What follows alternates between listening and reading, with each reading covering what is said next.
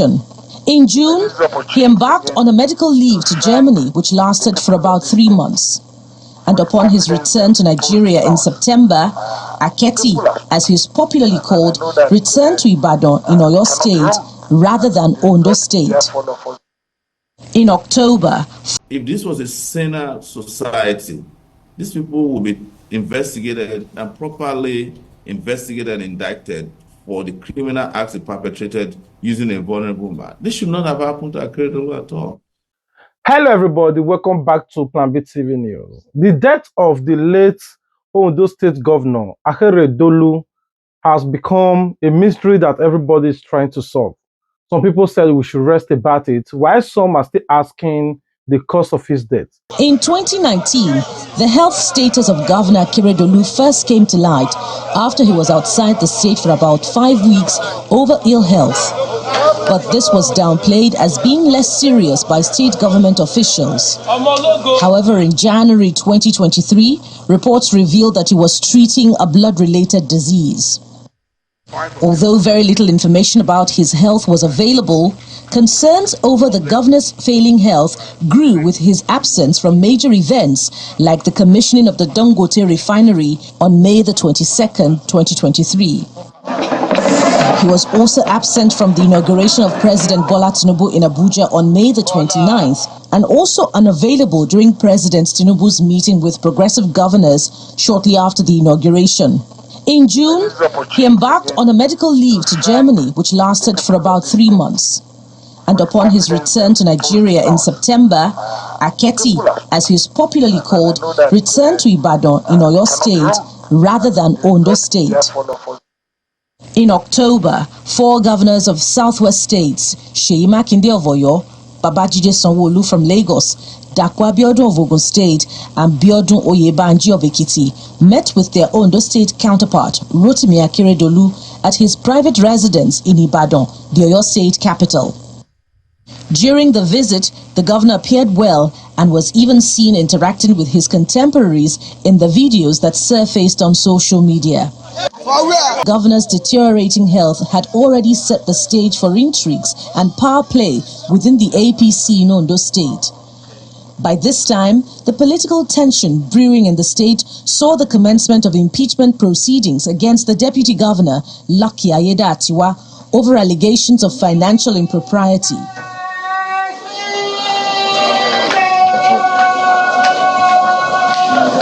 The governor's absence created a vacuum in leadership, eliciting allegations of his signature being forged by his political cronies. The governor later wrote to the State Assembly intimating them of his desire to embark on another medical leave from December 13. Following President Tinubu's intervention, the House of Assembly withdrew the impeachment notice against the deputy governor and declared him as acting governor. Ever since then, there has been relative peace in the state until news of the governor's death on December the 27th after a prolonged battle with prostate cancer. Governor Akeredolu will be fondly remembered for his vocal stand on political issues ahead of the 2023 presidential elections. The unbridled quest of federal government to acquire more power, despite this over-centralization of authority, must be curtailed. There must be an end to it. He was in the vanguard for the clamor of the return of power to the southern part of the country. May his soul rest in peace.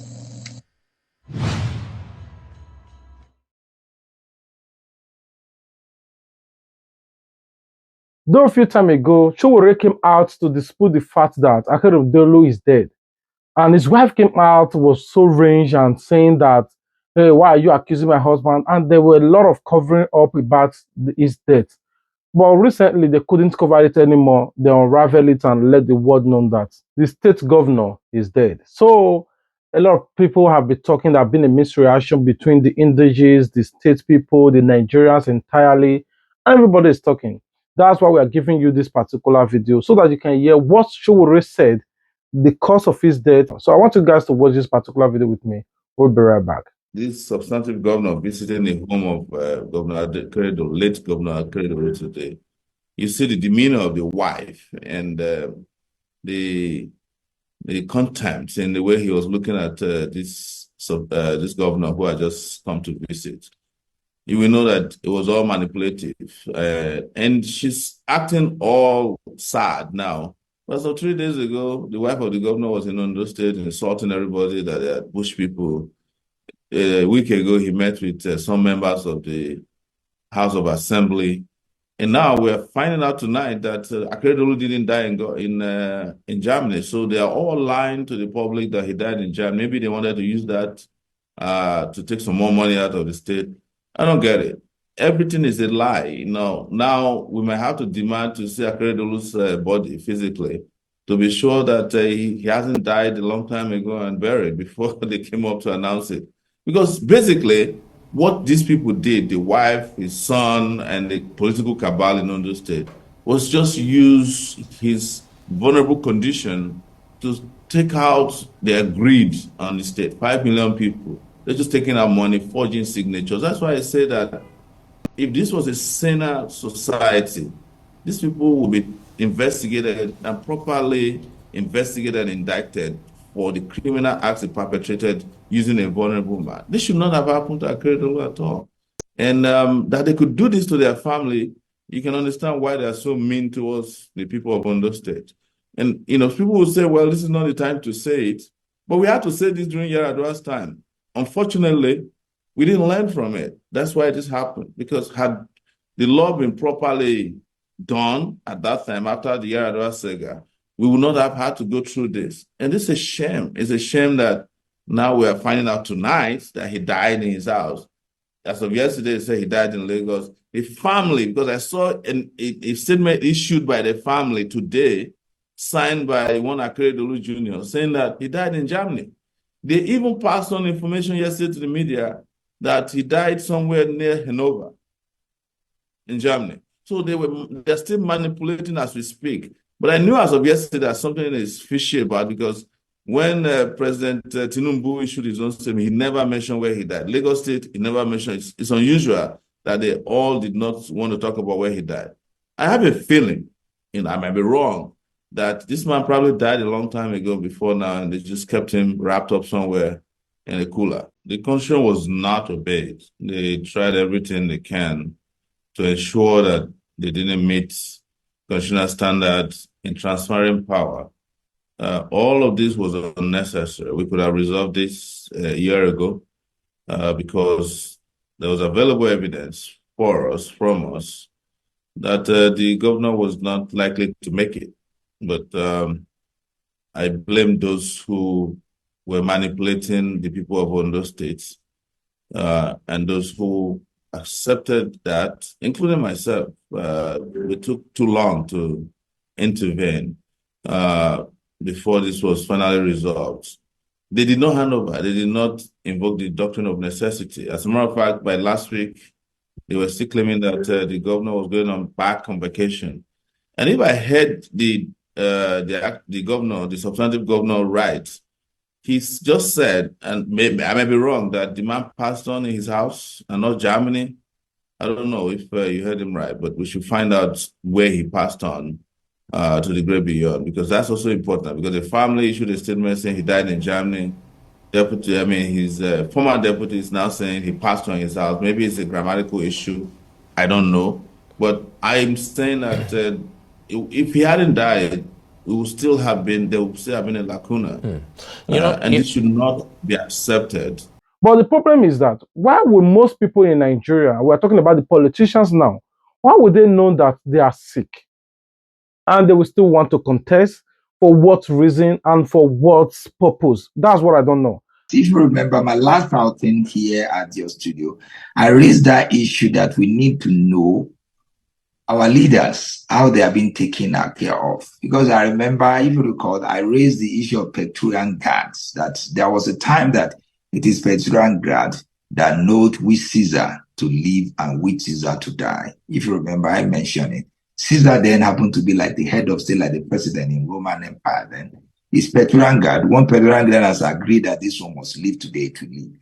This secrecy, the way the health of our leaders is being handled, lead me to be decided. I believe the House, our legislator, need to make a very clear law how it is. And the irony of it here is that we will be saying their health happen to be confidential, which we need not know anything about it, whereas they are being treated with government fund. So the question here is this: are we using Panadol? Are we using whatever it is? What are we treating for? And you find out that sometimes a whole security allowance of a governor is suspended and on issue of treating so-called sickness. And that's why you see sometimes we don't even know.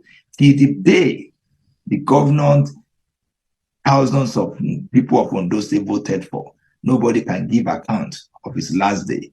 Yesterday, I saw his wife in Ondo State running up and down, whereas somebody is in the cold in the mortuary, in cold in Damney. In winter, this is winter. And you can see how it is creating, how painful and such it is. I believe from the day of taking your oath of office, your day to day, what even the food you eat. And I would say it is only in Nigeria this is happening, because I remember that day I raised the issue when I was having some issue that I wrote to the United States of America, that's the White House specifically, to ask to make some inquiries about President Obama's health. Within 24 hours, I received the entirety of his health status, down to the amount of nicotine, the cigar he took, the drug, including alcohol, that the intake, the state of his liver, the state of all the vital organs was given. That is where things work. The same thing should be done. So much is expended, so much is expected of this our leaders. And for a point that somebody who is sick, who is now being superintended by the doctor, it's as if that the Ondo State is even being ruled by the doctor, not Akeredolu. And I mentioned it that day when I said, when some people were accusing Akeredolu, the governor, that he still sit tight, I said Akeredolu I know will never sit tight. Akeredolu that I know the way and the For what I know in the Western world, that whenever they think that at least they are unhealthy or sick to rule or to control or to govern people, they take out the rest and they look after their health. Some of them, maybe they were healthy before they gained this political position, but immediately they fell sick, they resign. It is easy for them. But in our country or in our continent, you see most of our political leaders is either they are totally sick and drained. You see some in some other African countries, you see some of the presidents pain on their body, you see some on wheelchairs. You see, why is it that most of our leaders, they don't want to give up easily on their political position? What are they benefiting from them? But what I don't really understand, most of these people, they already have money before they contest. And yet they want to contest to make more money. Then you thought, okay, maybe this man already has money. Now he's contesting because he wants to do something. At the end of the day, they spent good 8 years in power doing nothing, absolutely nothing. What are their reasons is still what I'm still on quest on to know why. If you know the reason, please also comment in the comment section. What do you think about all this? Like, let's take Nigeria, for example. The late Yaradua was sick. He becomes the president, though he died in power because their man were willing to do things for Nigeria, and they took his life. Buhari, on the other hand, was also sick. He came into power, was spending almost all his time in the UK hospitals and all that. Now Tinubu is so sick to the point that he even spends most time in the UK. And you know, if he goes there, you thought that even if the Africa or other countries that went for the summit have got home, he will still be there spending more 2 weeks before he comes back. It's always like that, and we don't really know why. Why is it that they give people a sick elite? I want to know. If you know the reason, please let us know. All right, we're going to be ending the video here. Compliment of the season, Merry Christmas, and happy and prosperous New Year in this 2024.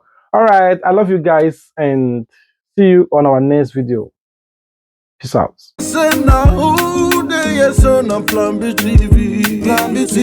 Everybody make you wake up to Plan B TV. I'll give you the news I see the hot tub. Subscribe and give them thumbs up. I then go give you the updates. And the new blocks in the town. And they go give you the gist though.